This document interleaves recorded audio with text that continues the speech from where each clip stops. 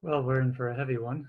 This is, I'm going to read a poem by W.H. Auden called Memorial for the City, written in 1945, commemorating the death of Charles Williams.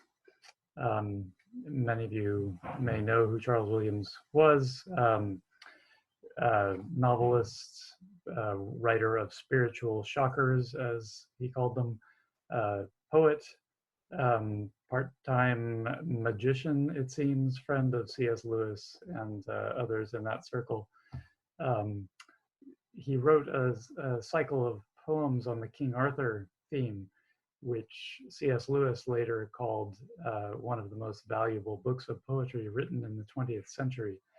Um, so Lewis was especially um, impressed by Charles Williams' novel technique in those poems, poetic technique, and you're going to hear W.H. Auden, as he often does, imitating the person whom he is eulogizing in parts 2 and 3 of this poem. Especially, you get some very interesting internal rhyme, which is he's stealing from Charles Williams' style, and it makes it sound a little like hip hop.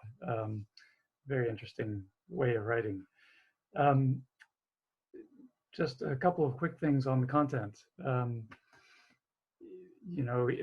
He's writing in memoriam of Charles Williams, but it's also 1945. He's writing in memoriam of Western civilization, essentially. Memorial for the City is the name of the poem. You'll hear as you go along, the city in question is Western civilization, basically. So you'll hear several times um, Auden putting forward different versions of the city which have appeared over history. The glittering city, the rational city, the conscious city, and so on. So basically what you get here is a history of Western civilization in 8 minutes in verse. It's a pretty good trick. Um, he's writing, of course, at a time when it doesn't look good for Western civilization. It's just been through a very horrible period, and especially, in Europe. And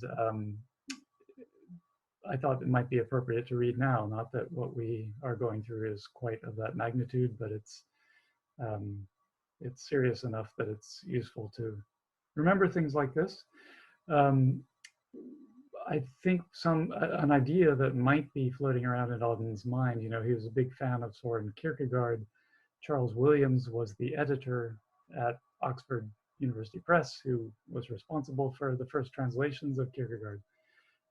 There's an idea in Kierkegaard, in one of his journals, he says something like, any comfort or consolation which is offered from a place that has not first gone through the depths of despair will ultimately fail.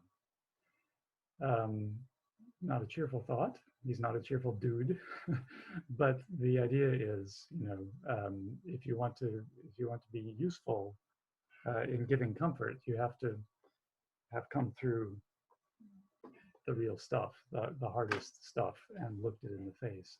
And I think that's what this poem does. There is hope.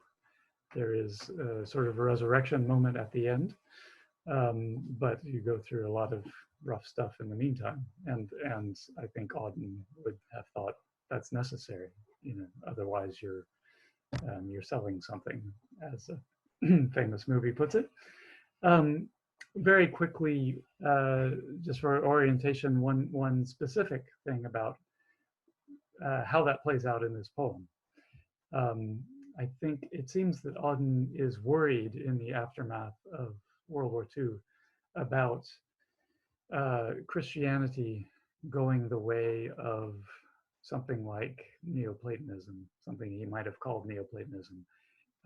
That is, Christianity turning into something that is no longer interested in the human body. Um, and you can see how that would be a real temptation in 1945, in having seen so many bodies smashed, tortured, abused in horrible ways. it's perhaps always a temptation to think that salvation means ascent to the intellectual realm purely and leaving the body behind, getting rid of that nuisance which subjects us to so much pain. This poem, I think, is a rebuttal of that, and the fourth and last part of the poem is spoken by the human body, more or less in the abstract. I'll leave it at that. This is not Charles Williams, but W.H. Auden, Memorial for the City. Has a subtitle, In Memoriam Charles Williams, died April 1945. And it also has an epigraph from someone you will know, Juliana of Norwich, as Auden styles her. The epigraph reads, in the self-same point that our soul is made sensual, in the self-same point is the city of God ordained to him from without beginning. Part 1. The eyes of the crow and the eye of the camera open onto Homer's world, not ours. First and last, they magnify earth, the abiding mother of gods and men. If they notice either, it is only in passing. Gods behave, men die. Both feel in their own small way, but she does nothing and does not care. She alone is seriously there. The crow on the crematorium chimney and the camera roving the battle record a space where time has no place. On the right, a village is burning. In a market town to the left, the soldiers fire. The mayor bursts into tears. The captives are led away, while far in the distance, a tanker sinks into a desolate sea. That is the way things happen. Forever and ever, plum blossom falls on the dead. The roar of the waterfall covers the cries of the whipped and the sighs of the lovers, and the hard, bright light composes a meaningless moment into an eternal fact, which a whistling messenger disappears with into a defile. One enjoys glory, one enjoys shame. He may, she must. There is no one to blame. The steady eyes of the crow and the camera's candid eye see as honestly as they know how, but they lie. The crime of life is not time.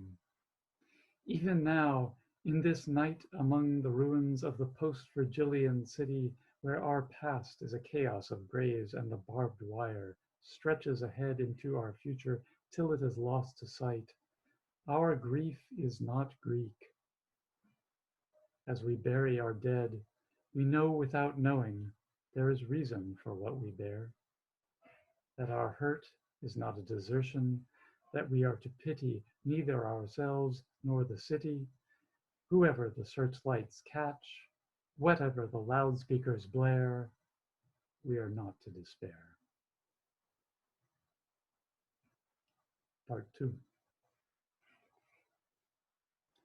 Alone in a room, Pope Gregory whispered his name while the emperor shone on a centerless world from wherever he happened to be. The new city rose upon their opposition, the yes and no of a rival allegiance. The sword, the local lord were not all. There was home and Rome. Fear of the stranger was lost on the way to the shrine. The facts, the acts of the city bore a double meaning. Limbs became hymns, embraces expressed in jest a more permanent tie. Infidel faces replaced the family foe in a choleric's nightmare. The children of water parodied in their postures the infinite patience of heaven.